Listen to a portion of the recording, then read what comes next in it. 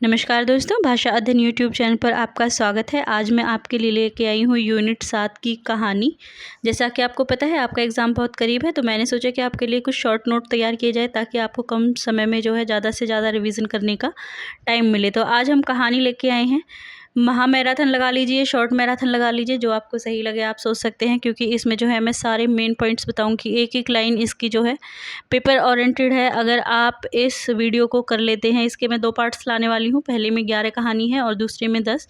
तो आप ये लगा लीजिए कि आपकी यूनिट 7 कंप्लीट है, ठीक है। इसके अलावा जो है आपको कहानीकारों की अन्य कहानियाँ तो करनी है, लेकिन कहानी में से अगर कुछ आता है सिवाय कथनों के, तो उसके अलावा और कुछ भी ऐसा नहीं है जो इस वीडियो से छूटा हो, ठीक है। चाहे आप नेट की तैयारी कर रहे हैं, चाहे आप 1 तारीख को एग्ज़ाम देने के लिए जा रहे हैं, चाहे आप यूपी में जो है एग्ज़ाम की तैयारी कर रहे हैं, किसी भी एग्ज़ाम की तैयारी है आपकी, अगर आपको कहानी का पोर्शन करना है तो आपके लिए ये वीडियो बहुत ही ज़्यादा हेल्पफुल होने वाली है। चैनल पर नए हैं तो चैनल को सब्सक्राइब ज़रूर कर लीजिएगा। वीडियो अच्छा लगे तो वीडियो को एक लाइक तो ज़रूरी कीजिएगा और अपने दोस्तों के साथ शेयर करना ना भूलें जो तैयारी कर रहे हैं नेट की या फिर HPSC की, HSSC की या फिर यूपी असिस्टेंट प्रोफेसर की।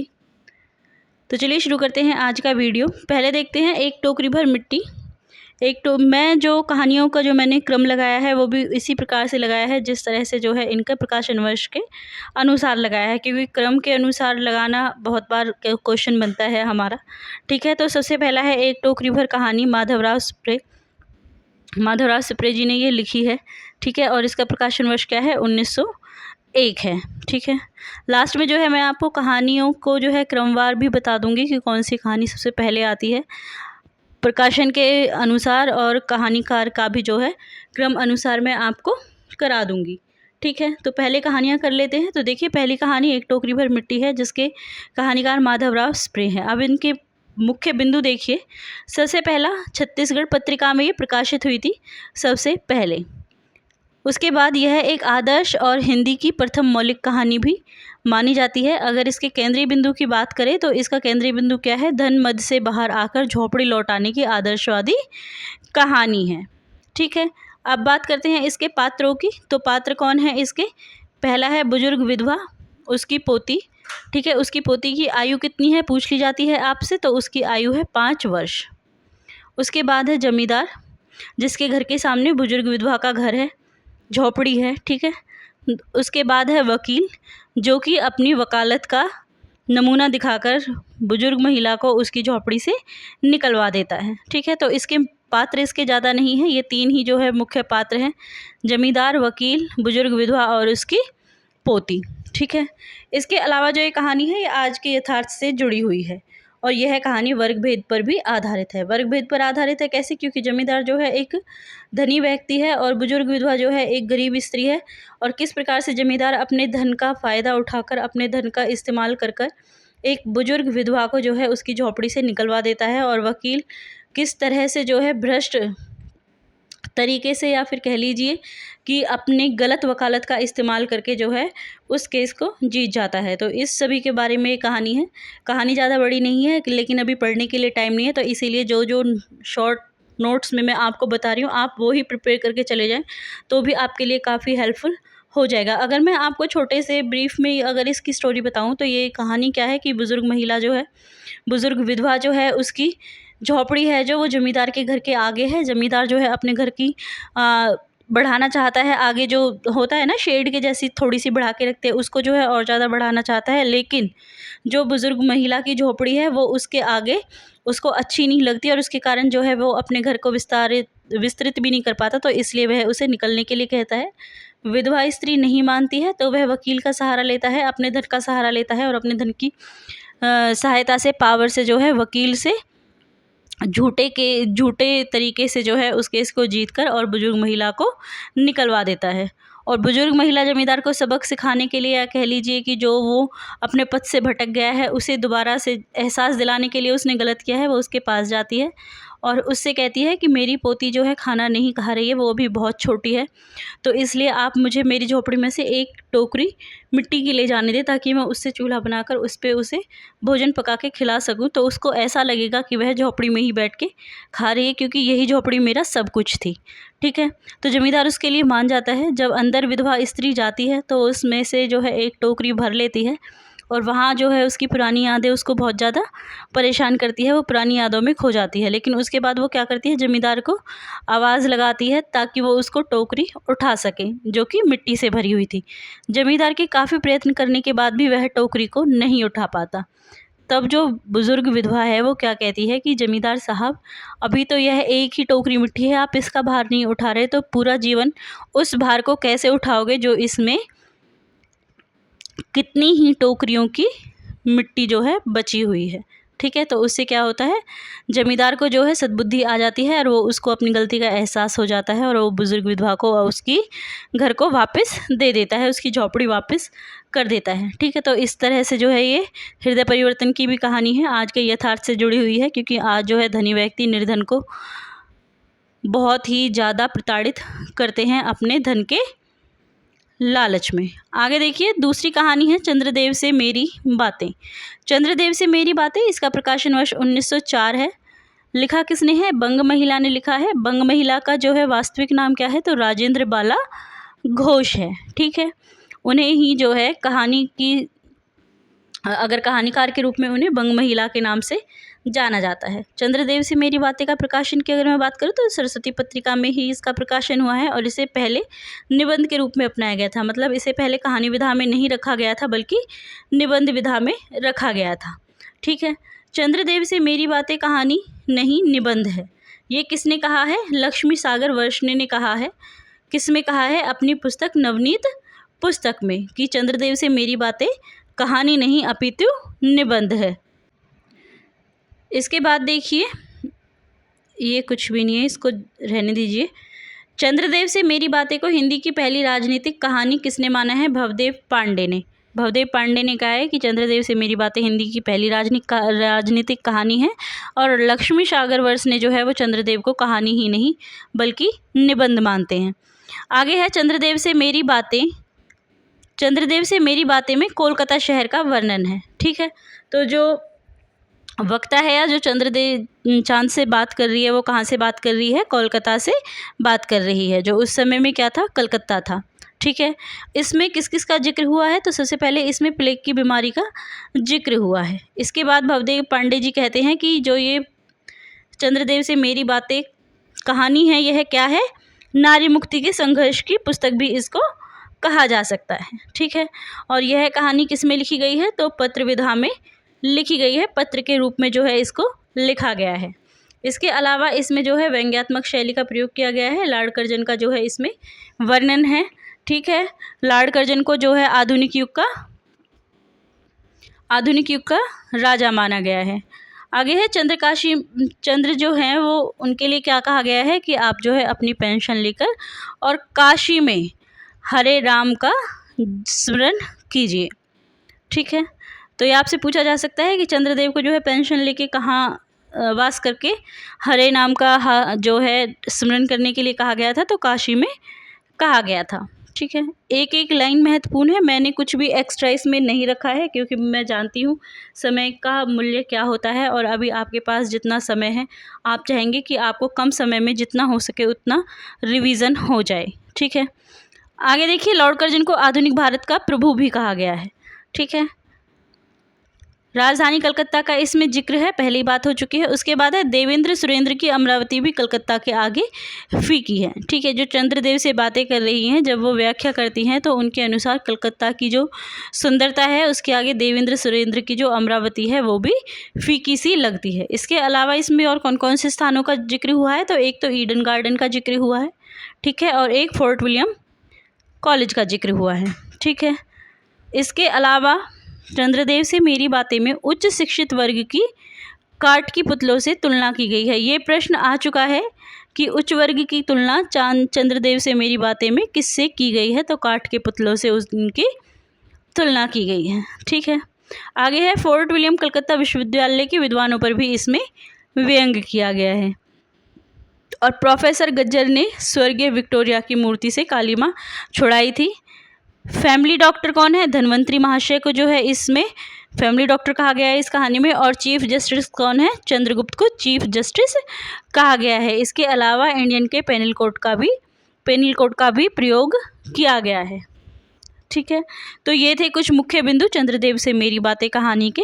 ठीक है, इसमें कलकत्ता का जिक्र हुआ है, अमरावती का जिक्र हुआ है, फोर्ट विलियम कॉलेज विश्वविद्यालय के विद्वानों पर व्यंग्य किया गया है। इसके अलावा इसमें फैमिली डॉक्टर जो बोला गया है, किसको बोला गया है? धन्वंतरी महाशय को। चीफ जस्टिस चंद्रगुप्त को बोला गया है और यह पत्र शैली में लिखा हुआ है। लेकिन जो है भवदेव सिंह इसे जो है कहानी नहीं बल्कि निबंध मानते हैं। ठीक है, आगे चलते हैं। तीसरी कहानी है दुलाई वाली। दुलाई वाली कहानी किसने लिखी है? तो इसे भी बंग महिला ने लिखा है। अगर इसके प्रकाशन वर्ष की मैं बात करूं तो 1907 जो है इसका प्रकाशन वर्ष है। और बंग महिला का जो है जन्म वो कब हुआ है? 1882 में।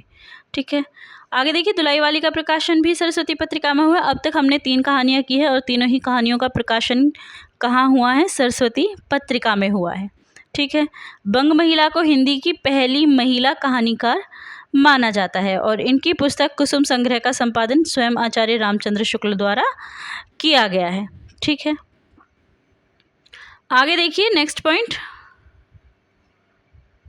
बंग महिला की अन्य महत्वपूर्ण कहानी की अगर मैं बात करूं तो एक है कुंभ की छोटी बहू 1906 में, भाई बहन 1908 में, हृदय परीक्षा और दालिया जिसका प्रकाशन वर्ष 1909 है। तो बंग महिला जी ने जो है ज़्यादा कहानियाँ नहीं लिखी हैं, लेकिन जो कुछ कहानियाँ लिखी हैं उनमें से ये 3-4 जो कहानियाँ हैं वो काफ़ी महत्वपूर्ण है। अब अगर हम बात करें इनके पात्रों की कि दुलाई वाली में कौन कौन से पात्र हैं, तो सबसे पहले आते हैं वंशीधर। वंशीधर कौन है? जानकी के पति हैं, इस कहानी के मुख्य पात्र भी आप कह सकते हैं। इसके अलावा जानकी कौन है? वंशीधर की पत्नी है। सीता जो कि जानकी की बहन है और उसकी आयु कितनी है? 10 वर्ष है। कहारिन जानकी की नौकरानी। नवल किशोर उर्फ दुलाई वाली। ठीक है, नवल किशोर कौन है? वंशीधर का ममेरा भाई है और उसका घना मित्र है घनिष्ठ, और वही जो है दुलाई वाली भी बना है इस कहानी में। ठीक है, जिसके आधार पर जो है कहानी का नामकरण हुआ है दुलाई वाली। कहानी का आरंभ कहाँ से होता है? तो कहानी का आरंभ होता है काशी शहर से, काफ़ी इम्पोर्टेंट है। और अंत कहाँ होता है? इलाहाबाद में। ठीक है, आरंभ काशी से और अंत इलाहाबाद में, काफ़ी महत्वपूर्ण पॉइंट है। आगे देखिए, काशी के दशवामेघ घाट पर स्नान करके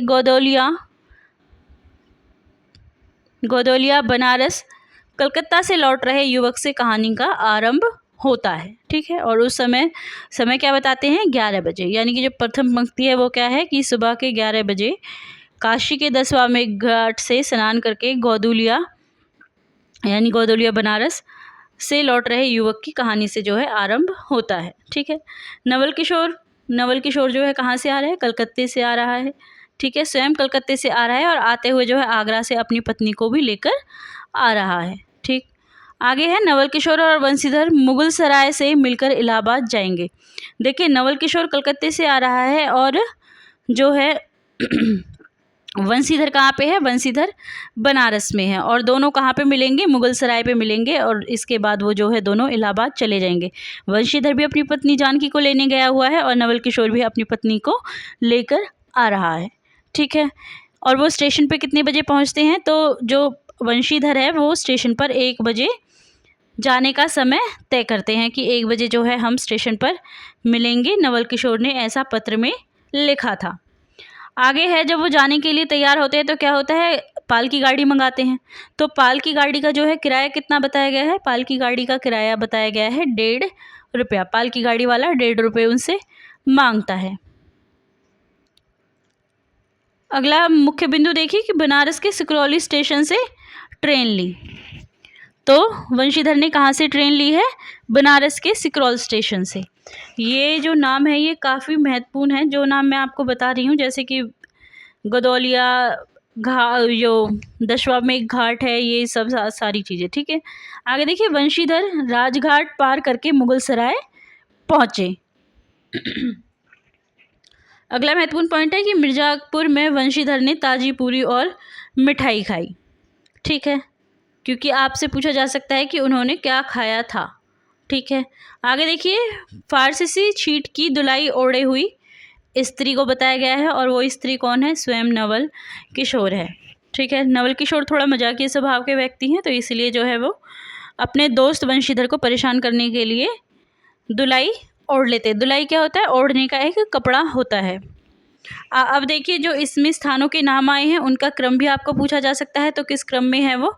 तो सबसे पहले कलकत्ता का जिक्र है, कलकत्ता के बाद मुगलसराय, मुगलसराय से मिर्ज़ापुर, मिर्ज़ापुर से इलाहाबाद, प्रयाग। इस तरह से जो है गाड़ी, ट्रेन का जो है ये एक तरह से कह लीजिए ट्रेन का जो क्रम है वो है कलकत्ता, कलकत्ता से मुगलसराय, मुगलसराय से मिर्ज़ापुर, ये मौर्जापुर हो गया है लेकिन इसका नाम क्या है? मिर्ज़ापुर। उसके बाद इलाहाबाद, इलाहाबाद भी कहाँ पे? प्रयाग में। ठीक है, तो ये थी हमारी कहानी दुलाई वाली। अगली कहानी है दुनिया का अनमोल रत्न। किसने लिखी है? मुंशी प्रेमचंद जी ने सन 1907 में। अगर मैं बात करूं इसके प्रकाशन की, तो इसका प्रकाशन कहाँ पे हुआ है? जमाना पत्रिका में इसको प्रकाशित किया गया था और यह सोजे वतन नामक कहानी संग्रह में संग्रहित हुई थी। सोजे वतन कहानी संग्रह कौन सा था? जिसको अंग्रेजों ने जब्त कर लिया था। क्यों जब्त कर लिया था? क्योंकि उसमें देशभक्ति की भावना कूट कूट कर भरी हुई थी और अंग्रेजों को ये भय था कि यह जो है क्रांति को और ज़्यादा भड़का देगी। तो इसी कारण से जो है अंग्रेज हैं उन्होंने सोजे वतन कहानी संग्रह प्रेमचंद जी के को जब्त कर लिया था। ठीक है, उसमें कुल 5 कहानियाँ थी और 5 हुई कहानियाँ जो है देशभक्ति की भावना से भरी हुई थी। आगे देखिए, दुनिया का अनमोल रत्न में 3 रत्नों का जिक्र है।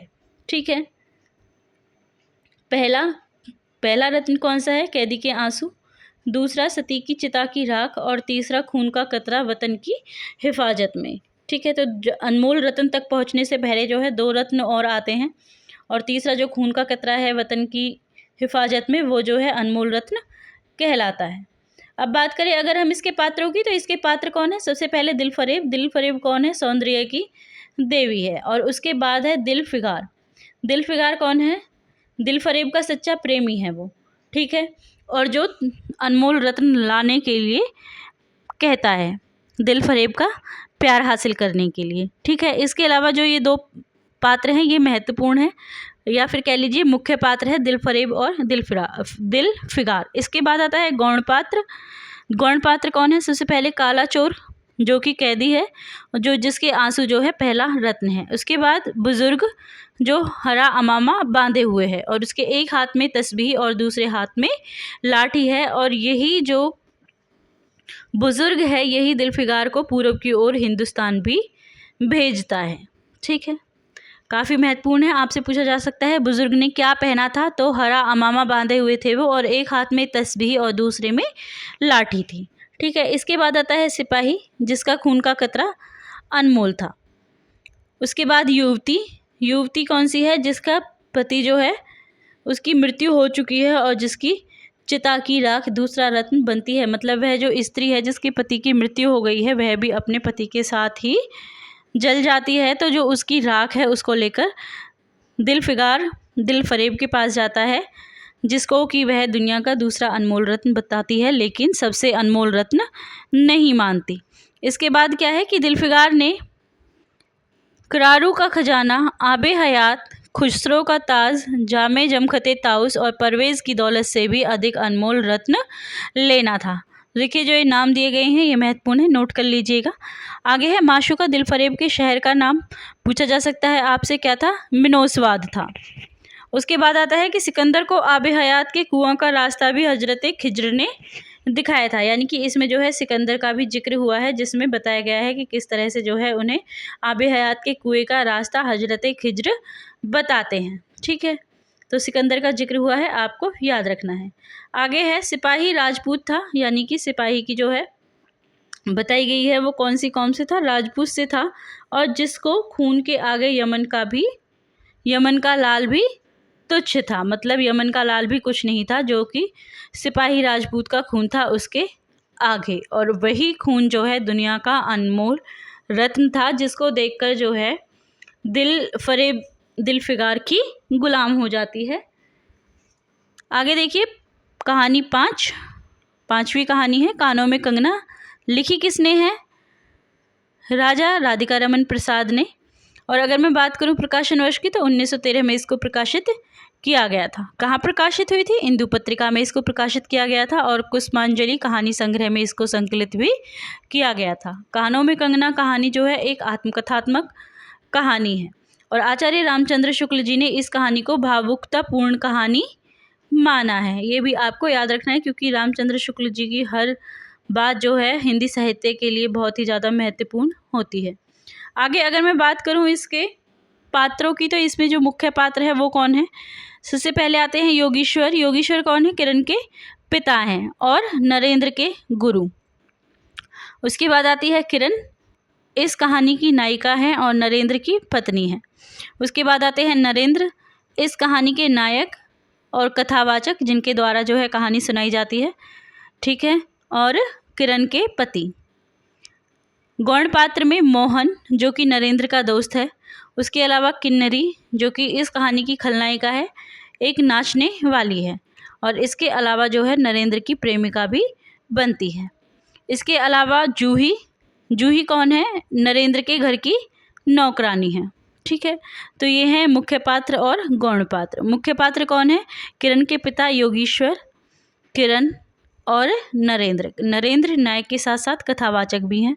आगे देखिए इसमें कौन कौन सी जगह का वर्णन हुआ है। तो इसमें ऋषिकेश और मुरादाबाद का वर्णन किया गया है। ऋषिकेश में कौन रहता है? ऋषिकेश में जो है नरेंद्र के गुरु योगीश्वर रहते हैं, किरण रहती है, ठीक है, और मुरादाबाद नरेंद्र का स्थान है। इसके अलावा इनके 2 प्रमुख कहानी संग्रह है, कुसुमांजलि जिसको 1912 में प्रकाशित किया गया और गांधी की टोपी 1938 में, ठीक है, ये भी आपको याद रखना है। कानों में कंगना कहानी की अगर मैं बात करूँ थोड़ा संक्षिप्त में बताने की, तो कानों में कंगना जो है नरेंद्र अपने गुरु से मिलने जाते हैं योगीश्वर से ऋषिकेश में। वहाँ पे वो उनकी पुत्री को देखते हैं जिसका नाम किरण है। वो जो कंगन है हाथों की बजाय कानों में पहनी रहती है, इसी वजह से इस कहानी का नाम जो है कानों में कंगना पड़ा है। और उसकी सुंदरता से जो है नरेंद्र बिल्कुल ही अभिभूत हो जाते हैं और उससे प्रेम करने लगते हैं। उसके बाद जो है योगीश्वर अपनी पुत्री का विवाह नरेंद्र से करा देते हैं, लेकिन अपने जब घर आ जाते हैं नरेंद्र तो कुछ टाइम बाद जो वो है किन्नरी के प्यार में पड़ जाते हैं और उसके प्यार में पड़ने के बाद अपने घर की सारी चीज़ें या फिर किरण के जितने भी गहने थे उन सभी को किन्नरी के ऊपर लुटा देते हैं, जिसकी वजह से जो किरण है वो काफ़ी उदास हो जाती है और उसके बाद वो मरणावस्था में पहुंच जाती है। जब नरेंद्र को अपनी गलती का एहसास होता है और वो किरण के पास जाता है तो उस वक्त तक जो है किरण मर चुकी होती है। लेकिन जब वो किरण को देखता है अंतिम बार तो किरण ने जो अपने कंगन है वो अपने कानों में पहने हुए थे, जो कि नरेंद्र ने सबसे पहले जब किरण को देखा था उसने तब पहने हुए थे, ठीक है। तो ये था इस कहानी का संक्षेप रूप।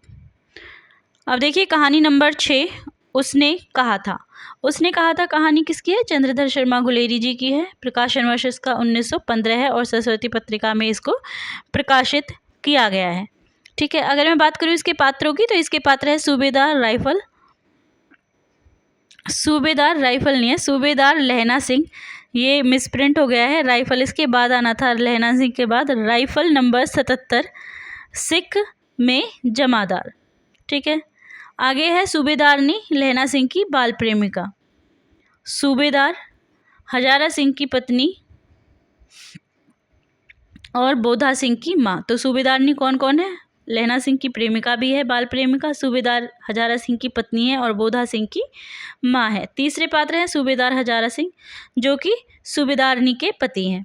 इसके बाद जो है बोधा सिंह कौन है? पति हजारा सिंह और सूबेदारनी का बेटा, जिसकी रक्षा करते हुए जो है लहना सिंह की मृत्यु होती है, ठीक है। इसके बाद कुछ गौण पात्र हैं। गौण पात्र देखिए, एक तो है वजीरा सिंह जिसको ब्रिटेन का विदूषक भी कहा जाता है। इसके बाद लप्टन सिंह कौन है? 5 वर्ष से लहना सिंह के रेजिमेंट में अफसर है और जिसको मारकर जो जर्मनी सैनिक है वो उसके स्थान पर आता है, जिसे लहना सिंह पहचानता है, ठीक है। काफ़ी महत्वपूर्ण है ये, लप्टन सिंह के स्थान पर आता है वो जर्मन सैनिक। उसके बाद देखिए तीसरा, महासिंह और श्याम सिंह। महासिंह और श्याम सिंह कौन है? सिपाही हैं। कीरत सिंह लैना सिंह का भाई है। अतर सिंह सूबेदारनी के मामा हैं। ठीक है, क्योंकि जो है लैना सिंह और सूबेदारनी की मुलाकात कहाँ हुई थी? मामा के, जब ये दोनों अपने अपने मामा के घर जाते हैं, वहीं पे जो है सूबेदारनी और लैना सिंह की बचपन में मुलाकात हुई थी। ठीक है, उसके बाद आता है अब्दुल्ला। अब्दुल्ला है लपटन साहब का खानसामा, यानी कि खाना वगैरह बनाते हैं जो। आगे है पोलूराम। पोलूराम कौन है? डाक बाबू और तुर्की, जो कि एक मौलवी है। और इस कहानी को पूर्व दीप्ति यानी कि फ्लैशबैक का शैली के रूप में भी लिखा गया है। ठीक है, कहानी का आरंभ कहाँ से होता है? कहानी का आरंभ होता है अमृतसर के बम्बू कार्ट वालों से। ठीक है, जब जो है सबसे पहले वो अमृतसर में मिलते हैं, तो वो कहाँ मिलते हैं? अमृतसर के बम्बू कार्ट, मतलब जगह है अमृतसर के एक चौराहे पर मिलते हैं, जहाँ पे जो लैना सिंह है वो सूबेदारनी की जान बचाता है एक घोड़े से। ठीक है, लैना सिंह का घर कहाँ था? मांझे में, और सूबेदारनी का घर मगरे में। ठीक है, इनका घर था मांझे में और सूबेदारनी का घर था मगरे में, और दोनों ही जो है अपने मामा के घर गए हुए थे अमृतसर। इसमें कहा गया है कि एक एक अकालिया सिख 1.25 लाख के बराबर माना जाता है। ठीक है, आगे देखिए, लड़ाई के समय चांद निकल आया था, ऐसा चांद जिसके प्रकाश से संस्कृत कवियों का दिया हुआ नाम छई सार्थक होता है, और हवा ऐसे चल रही थी जैसे बाण भट्ट की भाषा में दंतवीना उपदेशाचार्यनी कहलाती है। ठीक है, ये मैंने इसलिए लिखा है क्योंकि कई बार ये पंक्ति पूछी जाती है, और इसमें जो है संस्कृत कवियों का भी वर्णन किया गया है कि उन्होंने चांद को क्या नाम दिया था? छई नाम दिया था, और बाण भट्ट का भी इसमें जिक्र है, तो इसलिए मैंने ये पंक्ति यहाँ पे रखी है। ठीक है, अमृतसर में जब लैना की और सूबेदारनी की मुलाकात होती है, उस वक्त उन दोनों की आयु क्या थी? तो लैना सिंह की आयु उस वक्त 12 वर्ष की थी, और सूबेदारनी की आयु उस वक्त 8 वर्ष थी। ठीक है, चलिए आगे चलते हैं। इसके अलावा एक और स्थान का इसमें जिक्र है, फ्रांस बेल्जियम, नहीं ये अंतिम है, फ्रांस बेल्जियम 68वीं सूची, मैदान में घाव से मरा 77 नंबर 77 सिख राइफल का जमादार लैना सिंह। इस पंक्ति के साथ जो है इस कहानी का अंत होता है, ये भी आपको नोट कर लेना है। ठीक है, कहाँ पे? फ्रांस बेल्जियम 68वीं सूची, मैदान में घावों से मरा नंबर 77 सिख राइफल का जमादार लैना सिंह। ये प्रथम विश्व युद्ध के समय की जो है कहानी है, प्रेम पर आधारित कहानी है। किस तरह से जो है बचपन का प्रेम है जो वो अंत तक लैना सिंह निभाते हैं अपने वचन को, और इसलिए इस कहानी का नाम रखा है उसने कहा था। उसने कहा था क्यों रखा गया है? अगर मैं संक्षिप्त में थोड़ा सा इस कहानी के बारे में आपको बताऊं, तो जब ये कहानी शुरू होती है तो जो लैना सिंह है वो सूबेदारनी को बचाता है। उसके बाद जब वो बड़े हो जाते हैं तो लैना सिंह जो है भर्ती हो जाता है सेना में, और सूबेदारनी की शादी हो जाती है। लेकिन जब उसे पता चलता है कि लैना सिंह उसी सेना में भर्ती है जहाँ पे उसके पति और उसका बेटा है, तो वो लैना सिंह को बुलाती है और उससे जो है कहती है कि तुम मेरी बेटी की रक्षा करना, और लैना सिंह उस वचन को मान जाता है, जिसको निभाने के लिए लैना सिंह क्या करता है? अपने ऊपर गोली खाता है। जब वो बीमार होता है उसका बेटा, तो अपना कंबल है जो वो भी उसे उड़ा देता है, जिसकी वजह से लैना सिंह की अंत में मृत्यु हो जाती है। और मृत्यु होने से पहले लैना सिंह एक संदेश देता है कि उससे कहना कि मैंने वो काम कर दिया जो उसने कहा था। ठीक है, उसने कहा था, और यही कहानी का शीर्षक भी रखा गया है। आगे चलिए देखते हैं कहानी नंबर 7, आकाशद्वीप। प्रकाशन वर्ष इसका 1929 है, और लिखी किसने है? जयशंकर प्रसाद ने। जयशंकर प्रसाद कौन है? छायावाद के प्रवर्तक भी कहे जाते हैं।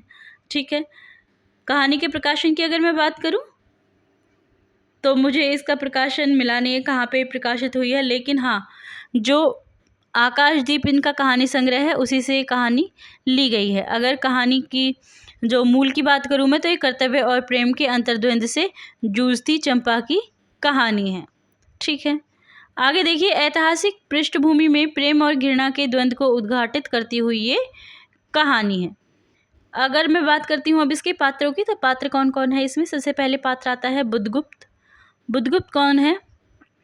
ताम्रलिपि का क्षत्रिय, ठीक है, चंपा जिसे महानाविक कहकर बुलाती है और इस कहानी का नायक है। इसके बाद आता है चंपा। चंपा कौन है? जाह्नवी के तट पर चंपा नगरी की क्षत्रिय बालिका है और इस कहानी की जो है नायिका भी है, ठीक है। तो ये दो ही जो है महत्वपूर्ण पात्र है। इसके बाद आते हैं गौण पात्र। गौण पात्र कौन है? सबसे पहले है मणिभद्र। मणिभद्र कौन है? पोत अध्यक्ष है, वह चंपा और बुद्धगुप्त को बंदी बनाने वाला है, खलनायक है, ठीक है। उसके बाद आता है जया, जो कि चंपा की सेविका है, और कुछ जंगली श्यामा, कुछ युवतियों का वर्णन है, और इसके अलावा श्यामा जो कि एक जंगली युवती है। नाव पर केवल 10 नाविक और प्रहरी है। पूछा जा सकता है नाव पर कितने नाविक थे, ठीक है, तो 10 नाविक थे। चंपा का 8 वर्ष से समुद्र ही घर था, यानी कि चंपा ने 8 वर्ष से जो है ज़मीन नहीं देखी थी, वो 8 वर्ष से समुद्र में ही थी, ठीक है। भागीरथी के तट पर जो है चंपा की माँ दीप जलाती थी। किस लिए दीप जलाती थी? इसमें चंपा की माँ इसलिए दीप जलाती थी क्योंकि जो उनके पिता थे वो भी समुद्र में जाते थे, तो वो समुद्र के भागीरथी तट पर दीप जलाकर जो है उनको राह दिखाने का कार्य करती थी, ताकि जो समुद्र में लोग जाते हैं वो उससे भटकी हुई राह से अपनी राह पर आ जाए और अपने स्थान, अपने गंतव्य पर पहुंच जाए। उन्हीं दीपों को जो है आकाशदीप कहा जाता था। और कहानी के अंत में जब चंपा से बुद्धगुप्त अपने साथ चलने के लिए कहता है तो चंपा मना कर देती है, क्योंकि वह बुद्धगुप्त को अपने पिता का कातिल मानती है। वो ये मानती है कि उसके पिता की मृत्यु जो है बुद्धगुप्त के कारण हुई है, और वो उसके साथ जाने से मना कर देती है, लेकिन उसके साथ रहते हुए वो उसको प्रेम भी करने लगती है, ठीक है। तो जब बुद्धगुप्त चला जाता है तो वो भी अपनी माँ की तरह जो है दीप जलाती है। आगे है प्रश्न कहानी 8। कौन सी है 8वीं कहानी? जैनेंद्र अपना अपना भाग्य। अपना अपना भाग्य कहानी की अगर मैं प्रकाशन वर्ष की बात करूं तो 1929 में जो है इसका प्रकाशन वर्ष है। प्रकाशित कहाँ हुई है? तो विशाल भारत पत्रिका में इसको प्रकाशित किया गया है। और कहानी के विषय में स्वयं जैनेंद्र ने कहा है कि कहानी एक भूख है जो निरंतर समाधान पाने की कोशिश करती है, ठीक है, ये काफ़ी महत्वपूर्ण है। इसके अलावा द्वितीय जो है 1931 में वातायन संग्रह में इसको प्रकाशित किया गया, जिसमें 13 कहानियों का संकलन है। पहले 1929 में, उसके बाद 1931 में जो है वातायन संग्रह में इसको सम्मिलित किया गया था, ठीक है। आगे देखिए, शिक्षित मध्य वर्ग की स्वार्थपरता का चित्रण है। इसमें पात्रों की अगर मैं बात करूं तो इसमें पात्र इसमें भी कुछ ज़्यादा नहीं है। पात्र कौन है? पहला है लेखक, जो कि कथावाचक भी है। उसके बाद लेखक का मित्र, लेखक के मित्र के बाद आता है पहाड़ी लड़का जिसकी उम्र 10 साल है। एक और गौण पात्र है लेखक के 2 अन्य वकील मित्र, लड़के का दोस्त। लड़की का दोस्त कौन से लड़की का? पहाड़ी लड़के का दोस्त, जिसे उसका मालिक मार देता है, पीट पीट कर मार देता है, ठीक है।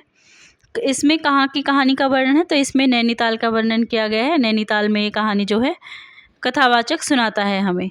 इसके अलावा होटल डी पब जो है इसमें नाम आता है। होटल का नाम क्या आता है? D pub. कौन सा होटल है जहाँ पर लेखक ठहरता है? इस कहानी का नाम अपना अपना भाग्य क्यों रखा है? अगर मैं थोड़ा सा संक्षिप्त में इस कहानी के बारे में आपको बताऊं, जो 10 वर्ष का लड़का है वो लेखक और उसके दोस्त को मिलता है और वो उनसे कहता है कि आप मुझे कोई काम दे दे, मेरी सहायता कर दे, क्योंकि मैं भूखा हूँ।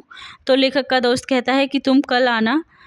जो पहाड़ी लड़का है उसको उसके पहले मालिक ने निकाल दिया है, क्योंकि वह पहाड़ी लड़कों पर भरोसा नहीं करता, ठीक है। लेकिन अगले दिन जब जो लेखक और उसके दोस्त जाते हैं तो वो देखते हैं कि रात को 10 वर्ष वाला जो लड़का था, पहाड़ी लड़का, वो मर चुका है ठंड से सिकुड़कर, और उसके ऊपर बर्फ़ की चादर ढकी हुई है, ठीक है, जिसके कारण जो है लेखक काफ़ी दुखी होता है, क्योंकि वो उस लड़के की मदद नहीं कर पाया था, है ना। तो इसीलिए जो है इस कहानी का नाम रखा गया है अपना अपना भाग्य।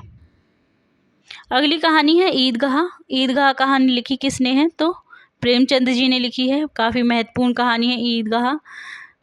प्रकाशन वर्ष इसका 1933 है। अगर बात करें कहाँ छपी है तो चांद पत्रिका में छपी है।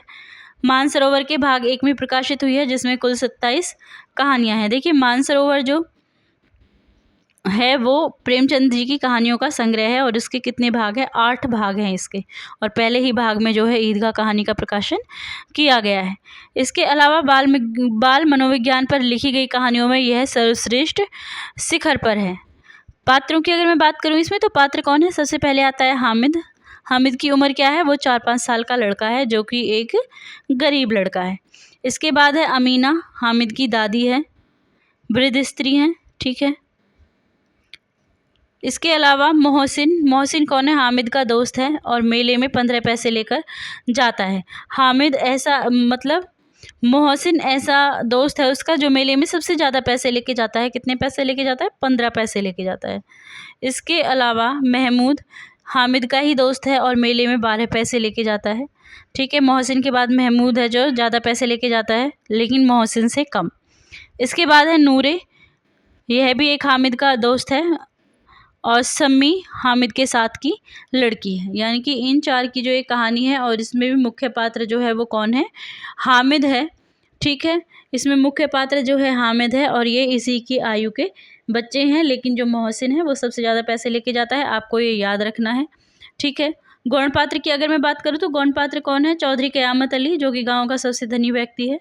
इसके अलावा आबिद, आबिद कौन है? हामिद के अब्बू हैं, जिनकी मृत्यु हो चुकी है। उनकी मृत्यु किससे हुई थी? हैजे से उनकी मृत्यु हुई थी। और हामिद के जो माँ है उनकी भी मृत्यु हो चुकी है, और उसकी मृत्यु किससे हुई थी?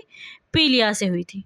इसके अलावा गौण पात्र में एक आते हैं कांस्टेबल। कांस्टेबल कौन है? मोहसिन के मामू हैं, जिनका वेतन तो 12 रुपये है, लेकिन वह घर भेजता है 50 रुपये। तो यानी कि वो भ्रष्ट पुलिस व्यवस्था का भी नेतृत्व करता है। यानी कि आप कह सकते हैं जो भ्रष्ट पुलिस अधिकारी होते हैं उनका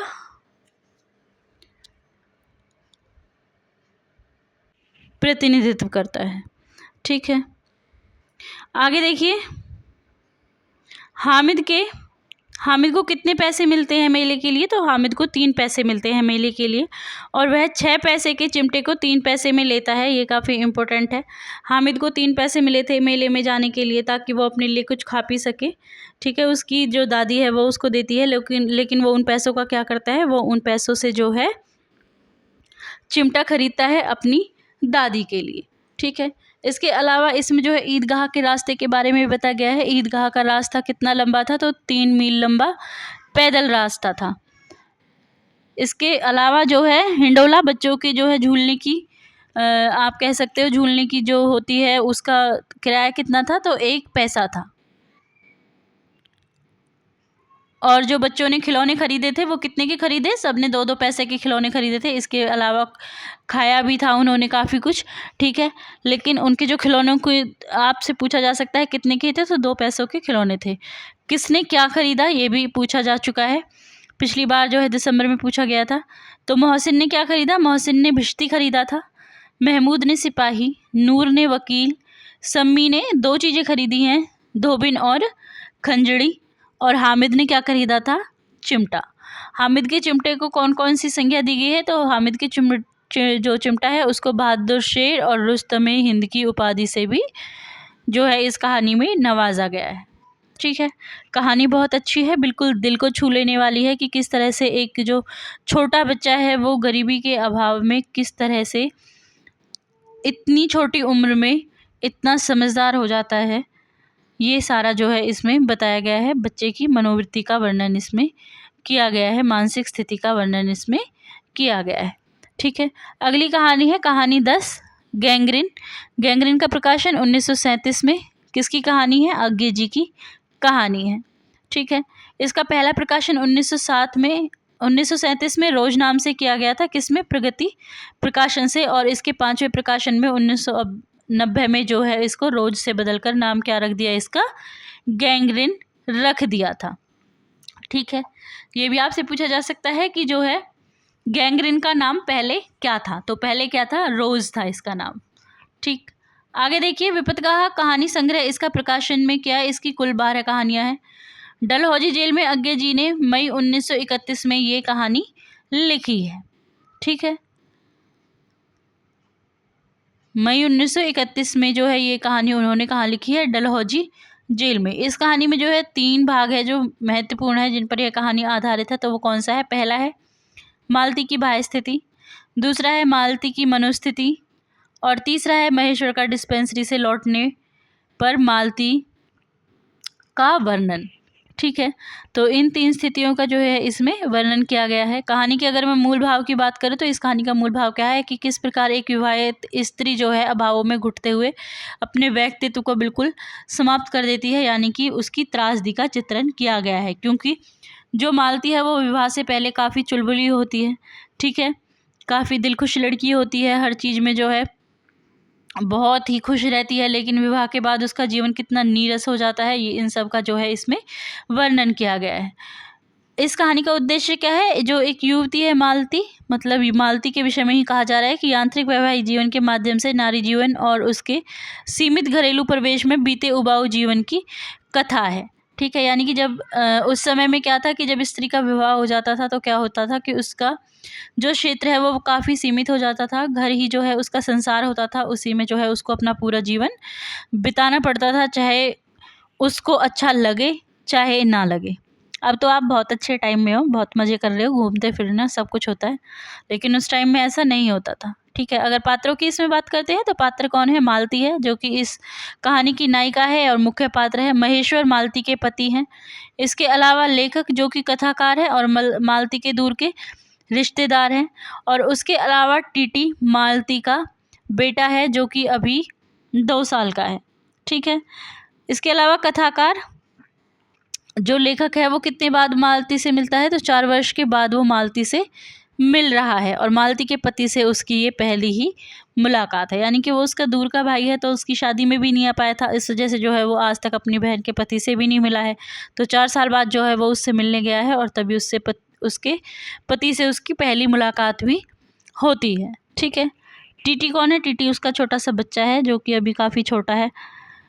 आगे है कथाकार और महेश्वर के मध्य बातचीत होती है। अगर बातचीत का विषय पूछा जाए तो नौकरी, जीवन और अन्य स्थानों के बारे में जो है वो बातें करते हैं।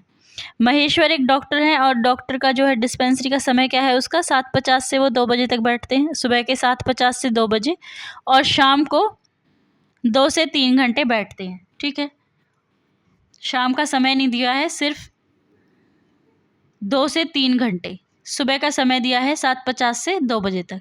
ठीक है, महेश्वर 2:30 पर खाना खाने घर आते हैं। उसके बाद कथाकार 18 मील पैदल चलकर आया था मालती से मिलने। ठीक है, पैदल चल कर नहीं आया था, 18 मील चल के आया था मालती से मिलने, और वो कितने मील पैदल चलता है? 3 मील पैदल चलता है वो। ठीक है, उसके बाद है कथाकार का सामान कौन लेके आता है? कुली लेके आता है। जो कथाकार है वो पहुंच जाता है पहले ही, ठीक है, 3 बजे ही पहुंच जाता है घर, लेकिन कुली कितने बजे पहुंचता है उसका सामान लेकर? 6 बजे पहुंचता है। इस कहानी में गैंग्रीन क्या है? जो कि एक बीमारी है, उसका कारण क्या बताया है? कांटा चुभना, मतलब कांटे चुभने से जो है लोगों में गैंग्रीन की बीमारी फैल जाती है। महेश्वर घर लौटते वक्त आम लेकर आता है, ये भी आपसे पूछा जा सकता है। ठीक, क्या लेकर आता है? आम लेकर आता है। और 11वीं कहानी देखिए, राही 1947 में प्रकाशित हुई है, और इसकी कहानीकार कौन है? सुभद्रा कुमारी चौहान है। ठीक है, कहाँ प्रकाशित हुई है? सीधे साधे चित्र कहानी संग्रह में जो है इसको प्रकाशित किया गया है। अगर मैं बात करूँ इसके पात्रों की, तो इसके पात्र कौन है? सबसे पहले है अनीता, जो कि एक सत्याग्रही है और जिसके द्वारा इस कहानी का जो है वर्णन किया जाता है। ठीक, कथाकार भी आप इसको कह सकते हैं। दूसरी है राही, जिसके नाम पे कहानी का शीर्षक है। राही कौन है? मांगरोली जाति की एक गरीब स्त्री है। इसके अतिरिक्त राही के बारे में अगर हम और जानना चाहें तो राही का जो है पति मर चुका और उसका बच्चा कहानी के गौण पात्र है। राही का पति जो मर चुका है, ठीक है, और उसका बच्चे तो उसके जीवित हैं। राही अनीता को सरकार कहकर संबोधित करती है। ठीक है, वो अनीता को क्या कहती है? सरकार कहती है। और अनीता है कौन? एक सत्याग्रही है। ठीक है, राही और अनीता की मुलाकात कहाँ होती है? जेल में होती है। अनीता सत्याग्रह करके जेल गई है और राही को चोरी के इल्ज़ाम में जेल में डाला गया है। तो लेकिन राही ने चुराया क्या था? राही ने चुराया था 5 से 6 सेर गेहूँ। क्यों चुराए थे? क्योंकि उसके बच्चे भूखे थे और वो काम की तलाश में भी बहुत घूमती है, लेकिन उसे कोई काम नहीं मिल पाता, जिसके कारण जो है वो चोरी करने का निर्णय करती है अपने बच्चों की भूख मिटाने के लिए। ठीक है। राही को कितने साल की जेल होती है? तो 5-6 सेर गेहूँ चुराने के जुर्म में राही को 1 साल की जेल हो जाती है। ठीक है। राही की जाति मैं आपको बता चुकी हूँ, मांगरोली जाति की है। उसको देखने के बाद जो है अनीता का हृदय परिवर्तन होता है और वो सोचती है कि शायद सच्ची देशभक्ति क्या है? गरीबों का कष्ट निवारण करने में ही सच्ची देशभक्ति है। क्योंकि जब जेल में वो राही से मिलती है तो वो देखती है कि किस तरह से उसे जेल में भी सुविधाएं प्राप्त थी और वो सत्याग्रह के लिए जेल में आई थी, लेकिन दूसरी तरफ वो राही का संघर्ष देखती है जो अपने बच्चों की भूख मिटाने के लिए चोरी करती है और जिसके कारण उसे 1 साल की जेल हो जाती है। ठीक है। और उसके अलावा जो है इस कहानी में कांग्रेसी नेताओं पर भी व्यंग किया गया है। तो ये थी आज की 11 कहानियाँ। आई होप आज की वीडियो आपको अच्छी लगी हो।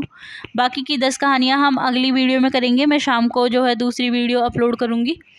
तो अगर वीडियो अच्छी लगी है तो वीडियो को लाइक ज़रूर कीजिएगा। चैनल पर नए हैं तो चैनल को सब्सक्राइब कर लीजिएगा और जो आपके बाकी दोस्त हैं जो तैयारी कर रहे हैं नेट या HPSC, SSC, UP assistant professor किसी की भी, उनके साथ भी इस वीडियो को शेयर ज़रूर कीजिएगा। और प्लीज़ अगर वीडियो अच्छी लगी हो तो लाइक कीजिएगा और इस चैनल को सब्सक्राइब करना तो बिल्कुल भी मत भूलिएगा।